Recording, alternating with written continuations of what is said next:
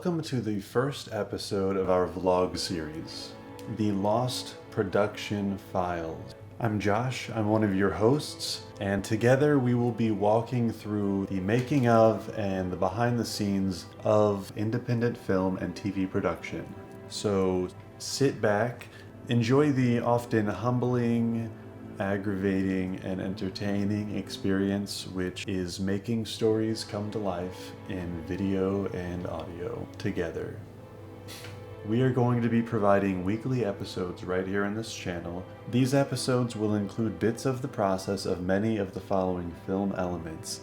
We're going to cover cinematography, how to curate an image that fits the tone of what you're trying to say, creating a musical score and a soundtrack, from inspiration to the finished product. We'll cover how to add more dimension to your sound so that your audio isn't just dialogue, you have layers, costume design, location scouting. We're going to cover how to do all of these things on a budget, or as some of us are often dealing with, no budget. And no budget, that's a lot harder to do. It's harder to do it with no budget. We want to take you on the journey with us, so you get sort of a behind the scenes that you would get for one of your favorite films, even somewhat interactive and starting at day like 90 of production. Let's get into the main content of this first episode.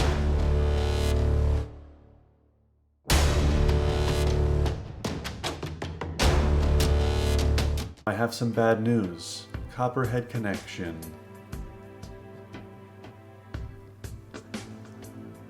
has been canceled.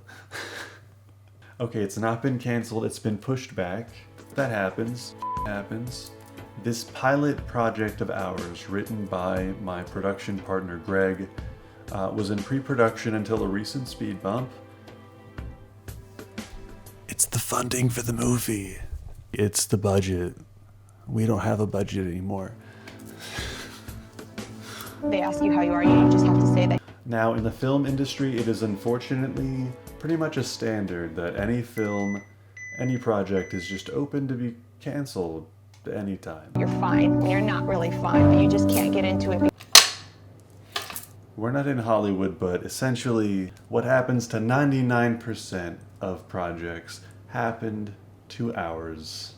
Any project at any given time could just fall apart. We still have opportunities and we still plan on doing something here. In this case, we were only about a month out from actually shooting the project. We had planned with precautions, but in light of overlaying pandemic concerns, our investor just wasn't comfortable working on a project right now. So this f***ing sucks, but again, it's just totally normal. We have to keep our expectations at the level where we expect nothing. They would never understand. We had the script, we had the storyboards, we had half of the cast, we had all of the crew, we had all of the locations, we had nearly everything. Greg and I have put months of work into planning this project. Like I said, we were so close to actually shooting it. We have other collaborators working with us from California to Virginia. Delaying this project is definitely a huge bummer for us. Over the next several months, we plan to make an even better project based in this. Greg has actually been developing this the longest. Greg has been busy developing the pilot script as well as a series bible for what we would project to be the series if it were to come to fruition. So I'm happy I could share a slight introduction to Copperhead Connection, but I'm going to pass it over to Greg now and just see what he has to say about this. Hey Greg, how's it going? Doing good. So you've been investing in the story for a while now. Could you describe it for us real quick? It's about outlaw pot-growing bootlegger vigilantes taking on organized crime figures connected to child sex trafficking and black tar heroin. It deals with the impact of abuse and violence on young people, honestly. With Copperhead, you go 10 miles one way or 10 miles another way.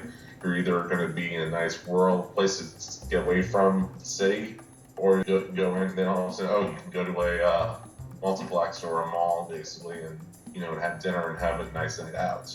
The tone and the vibe of Copperhead Connection is a mixture of a rural East Coast crime drama that we've seen recently in stuff like Hightown, and maybe even like to a certain degree stuff like Ozark and Breaking Bad. But we also mix in a lot of neo-western that Taylor Sheridan is working with stuff like Hell or High Water or Wind River. Yeah, at the same time, I would say we're a little bit grittier, we're a lot more grimier. It's a lot more like stuff like Quarry and Banshee and Sons of Anarchy. It's a big influence as well in terms of like just kind of like very pulpy, hard-boiled take. It's a outlaw who rides that very thin line between being a hero and being a villain.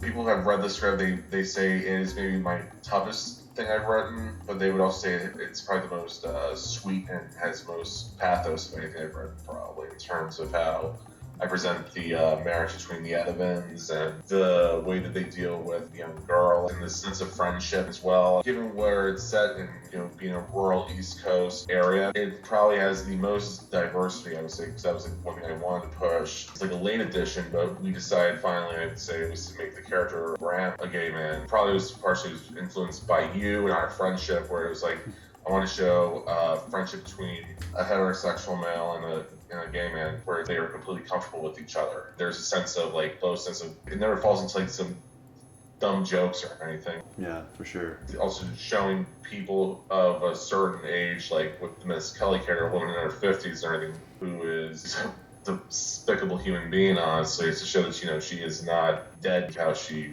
views sexuality.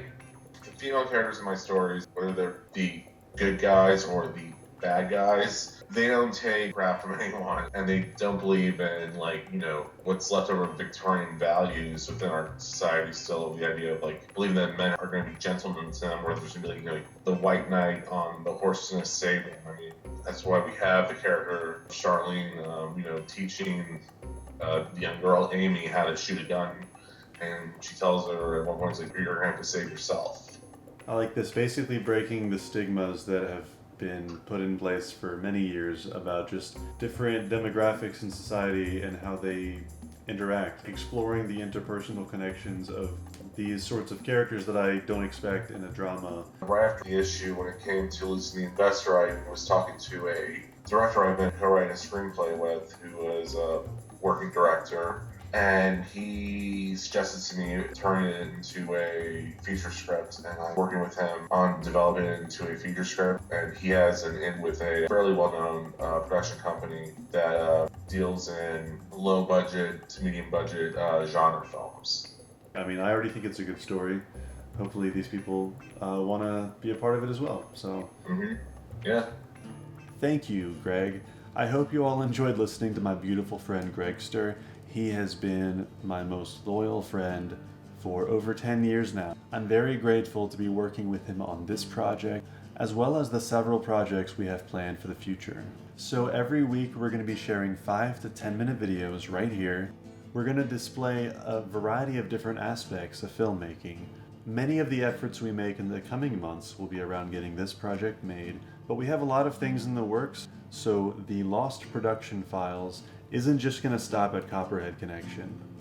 We would like to take an intrigued audience along for the journey with us. We'd like to treat this as somewhat interactive. You don't get to be on set necessarily, but you get to actually feel kind of like you're a part of the process. So if you're interested in this, then we hope you enjoy what we have to show you, and if you aren't interested in this, then I think this is going to be hell for you. So,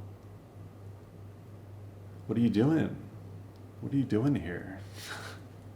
I mean, f*** off or whatever. So anyway, I'm just gonna unpack my bags since I'm not going to film this movie, but anyway, it'll be fine. I'm just being dramatic. I didn't pack my bags. It was a month away. I wouldn't have packed my bags.